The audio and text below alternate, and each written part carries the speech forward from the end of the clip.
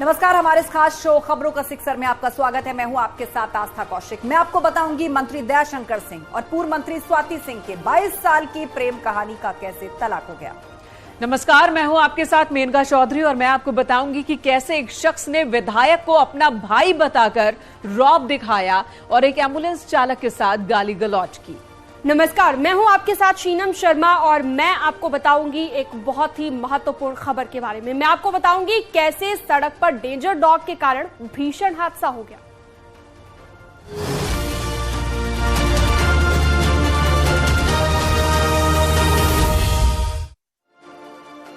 22 साल पुराने रिश्ते का तलाक, मंत्री दयाशंकर सिंह और स्वाति सिंह का तलाक। जी हां, इस वक्त ये खबर आ रही है और उत्तर प्रदेश सरकार में कद्दावर मंत्री दयाशंकर सिंह और उनकी पत्नी स्वाति सिंह के बीच तलाक हो गया है। शादी के 22 साल बाद जाकर दोनों का रिश्ता खत्म हो गया। क्या थी वजह और 22 साल की प्रेम कहानी का कैसे अंत हुआ, इस रिपोर्ट में देखिए।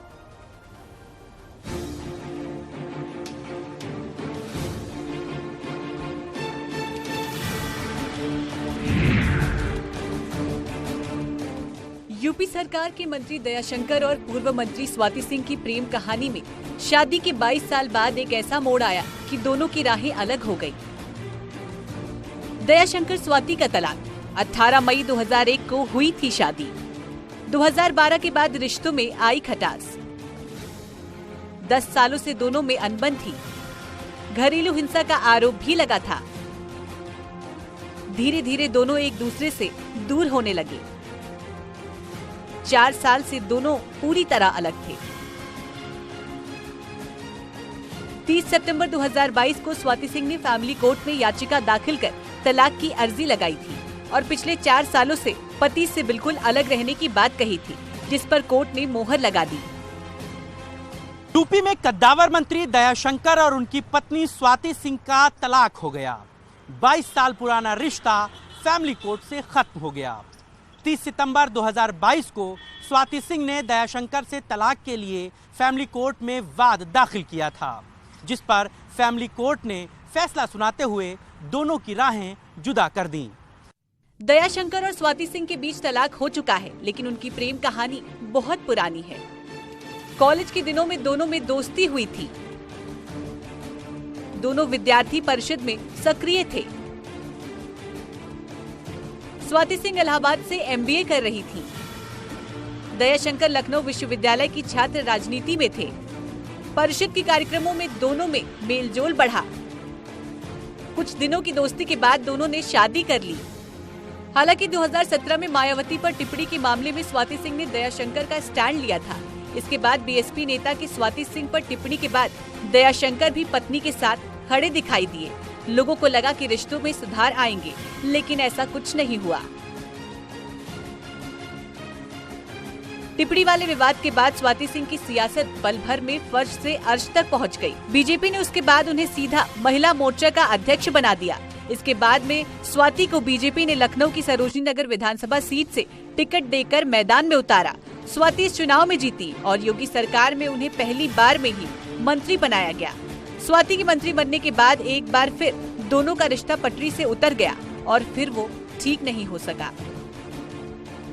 मामला तब का है जब 2017 में दयाशंकर की पत्नी स्वाति सिंह पर पूर्व मंत्री नसीमुद्दीन सिद्दीकी ने अभद्र टिप्पणी करी थी। मामला इतना ज्यादा गर्म हुआ कि दयाशंकर अपनी पत्नी स्वाति सिंह के बचाव में खड़े नजर आए। हालांकि वक्त चुनावी था, लिहाजा उस मामले ने खूब सुर्खियां बटोरी। स्वाति सिंह देखते ही देखते पॉलिटिकली बहुत बड़ी नेता हो गई। भारतीय जनता पार्टी ने उन्हें लखनऊ की सरोजनी नगर सीट से विधायकी का चुनाव लड़ाया। वो चुनाव लड़ी, जीती और सरकार में मंत्री भी बनी। सबको लगा कि दयाशंकर और स्वाति एक साथ आ गए हैं तो चीजें बेहतर हो जाएंगी, लेकिन ये रिश्ता ज्यादा दिन नहीं टिक सका। 2022 के हुए विधानसभा चुनाव में लोगों को उम्मीद थी कि स्वाति सिंह को एक बार फिर टिकट दिया जाएगा, लेकिन इस बार दयाशंकर सिंह को बलिया से टिकट मिला। वो चुनाव लड़े और जीते। जीत के साथ ही वो योगी सरकार में मंत्री बने। लेकिन इन सबके बीच कई बार स्वाति सिंह की तरफ से दयाशंकर पर घरेलू हिंसा के आरोप लगाए गए। कई बार दोनों के बीच लड़ाई झगड़ा इतना बढ़ा कि पार्टी के बड़े नेताओं को भी दोनों के बीच लड़ाई को समझाने की कोशिश करनी पड़ी। आखिरकार सारी कोशिशें नाकाम रही और दोनों का 22 साल पुराना रिश्ता टूट गया। हालांकि 10 साल से दोनों के बीच रिश्तों में खटास थी। दोनों के 2 बच्चे हैं। दोनों बच्चे फिलहाल स्वाति सिंह के साथ ही रहते हैं। लेकिन दयाशंकर और स्वाति के इस तलाक के फैसले ने उनके समर्थकों में एक मायूसी जरूर छोड़ी है। कैमरा पर्सन उपेंद्र के साथ मोहम्मद शबाब, न्यूज़ 18 लखनऊ। लखीमपुर खीरी में बीजेपी विधायक पर अपमानित करने का आरोप लगाकर पूर्व ब्लॉक प्रमुख के पति नदी में छलांग लगा दिया उन्होंने। हालांकि शख्स को मछुआरों ने नदी से निकाल लिया, लेकिन मामला गर्मा गया। पूर्व ब्लॉक प्रमुख का आरोप है कि विधायक ने उसके साथ बदसलूकी की, लेकिन विधायक का कहना है कि ऐसा कुछ भी नहीं हुआ था, बस उन्हें बदनाम करने की कोशिश हो रही है।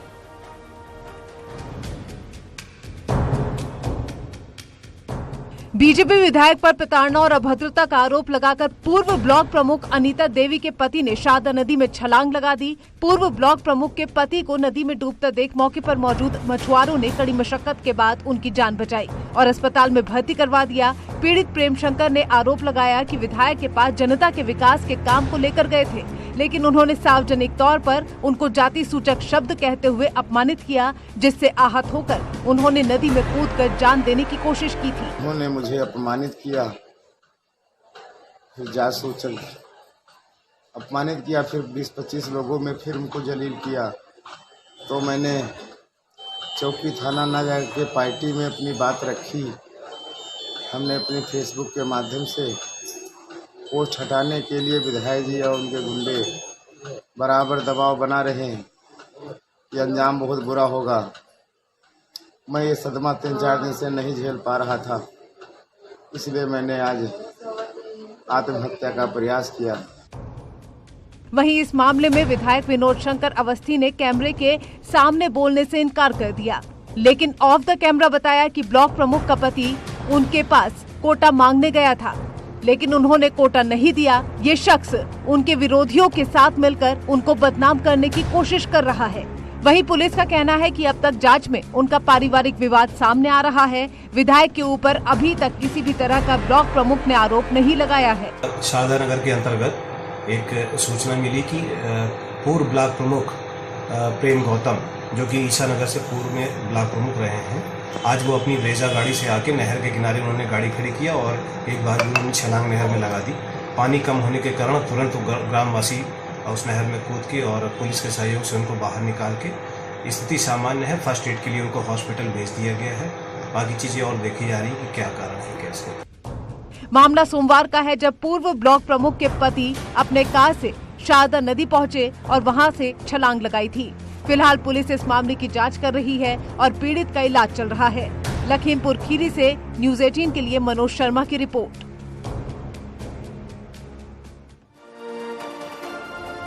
आगे बढ़ते हैं। अंबेडकर नगर में सफाई के लिए खुद डीएम झील में उतर गए। छुट्टी के दिन श्रमदान के तहत जिला अधिकारी के साथ बीजेपी जिलाध्यक्ष समेत कई लोग दरवन झील की सफाई करते हुए नजर आए। अकबरपुर तहसील में स्थित 500 बीघे की इस झील की सफाई के लिए डीएम के साथ सैकड़ों लोग उतरे दिखे। जिलाधिकारी का कहना है कि पर्यटन के क्षेत्र में नई पहचान दिलाने के लिए इस नई पहल की शुरुआत की गई। पूरे विधि विधान के साथ पूजा पाठ कर इस अभियान की शुरुआत हुई, जिसकी सराहना चारों ओर हो रही है।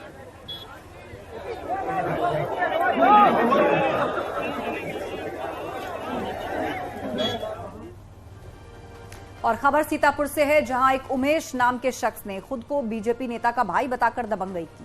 एम्बुलेंस ड्राइवर से शख्स का गाड़ी हटाने को लेकर विवाद हो गया था और उसके बाद इस शख्स ने ड्राइवर के साथ गाली गलौज की, जिसका वीडियो वायरल हो रहा है।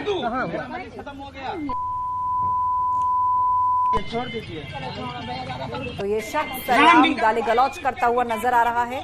खुद को बीजेपी नेता का भाई बताने वाले शख्स ने सरेराह कैसे दबंगई दिखाई, आप तस्वीरों में देखिए। सोशल मीडिया पर यह वीडियो वायरल है। गाड़ी हटाने को लेकर विवाद हुआ था। खत्म हो गया। राम दिनकर का भाई हूँ मिस्टर, मिटा दूंगा तुमको हम, सीतापुर में रहने नहीं दूंगा तुमको हम। उमेश मिश्रा कहते हैं।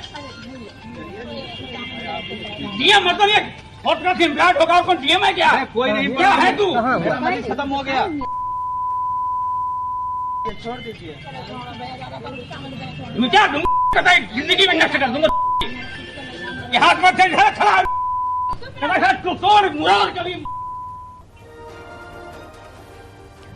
वहीं जब न्यूज 18 ने इस खबर की पुष्टि के लिए बीजेपी नेता राम किंकर से बात की तो बीजेपी नेता ने कहा कि वीडियो में दबंगई कर रहा शख्स उनका भाई नहीं है, बदनाम करने की ये साजिश उन्होंने बताई है।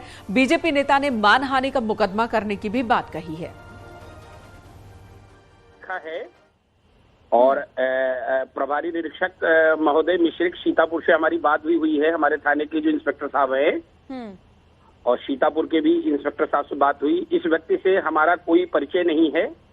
ये व्यक्ति राष्ट्रीय सहारा उसकी गाड़ी पे लिखा है और ये उसका निजी कृत्य है। मेरी सामाजिक छवि व पदीय गरिमा और पार्टी की छवि खराब करने के उद्देश्य से उसके द्वारा ऐसा कृत्य किया जा रहा है। तो लेकिन अपने आप को देखिए राम किंकर जी, ये बहुत बड़ी बात है कि आप कह रहे हैं कि आपका कोई लेना देना नहीं है इस व्यक्ति से, लेकिन वो ये हवाला दे रहा है कि आपका भाई लगता है वो। अब हम लोग राजनीति में ब्लॉक प्रमुख हैं चौथी बार, तो तमाम लोग परिचित हैं, तमाम लोग जानकारी परिचित हैं, लेकिन इस व्यक्ति से हमारा कोई परिचय नहीं है। कोई भी राजनीतिक छवि खराब करने के उद्देश्य से एक षड्यंत्र के तहत हमारा नाम ले सकता है। तो ये उसका आवारा कुत्तों के कहर से जुड़ा एक वीडियो ओडिशा के बेरहामपुर शहर से सामने आया है और इस वीडियो को देखकर आपके रोंगटे खड़े हो जाएंगे। वीडियो में देखा जा सकता है कि आवारा कुत्ता स्कूटी से जा रखी बच्ची समेत 2 महिलाओं का पीछा करता है। तभी कुत्तों के काटने के डर से महिला अपना संतुलन स्कूटी से खो देती है और सड़क किनारे खड़ी एक कार से स्कूटी टकरा जाती है। स्कूटी की कार से इतने जोर से भयानक टक्कर होती है कि दोनों महिलाएं समेत बच्चे समेत उछलकर सड़क पर जा गिरते हैं। तीनों लोग गंभीर रूप से घायल हो गए हैं, जिसकी तस्वीर भी आप देख रहे हैं।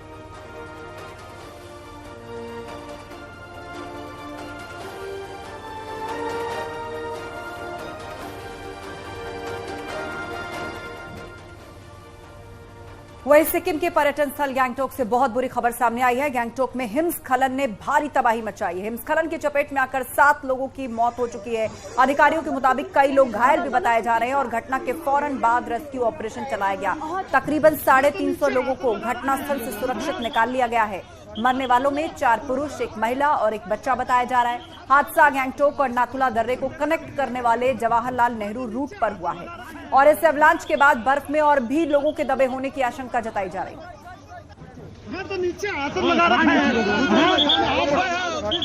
घटना की 2 तस्वीरें आप देख रहे हैं। हिमस्खलन के बाद 7 लोगों की मौत हो गई। कुछ लोग अभी भी बर्फ के नीचे दबे हो सकते हैं, लेकिन इस बीच 350 लोगों को रेस्क्यू भी करवाया गया है।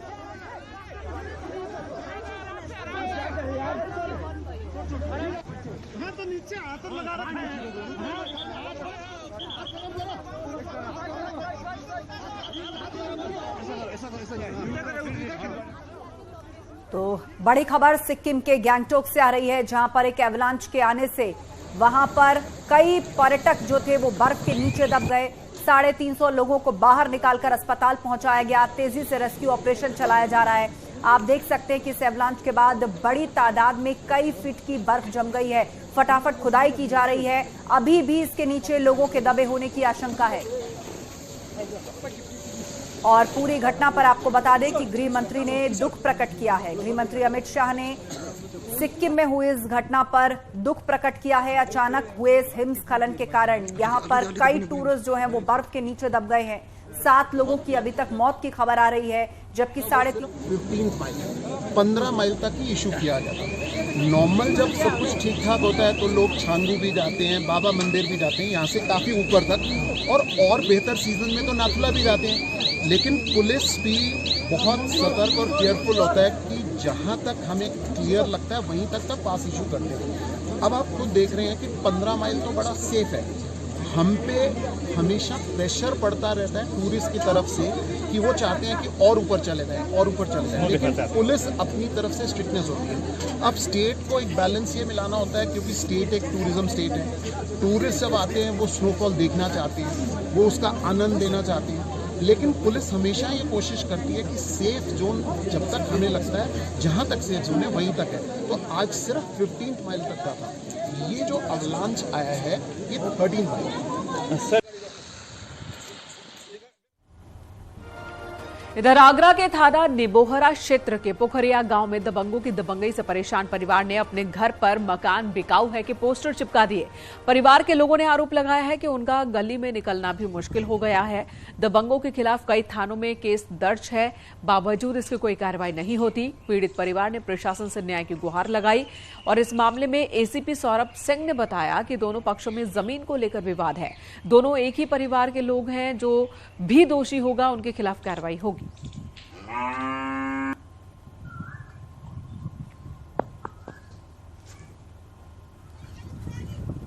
खबरों का सिलसिला में यहां रुकते हैं एक छोटे से ब्रेक के लिए। खबरों का सिलसिला जारी है, फौरन होंगे हाजिर।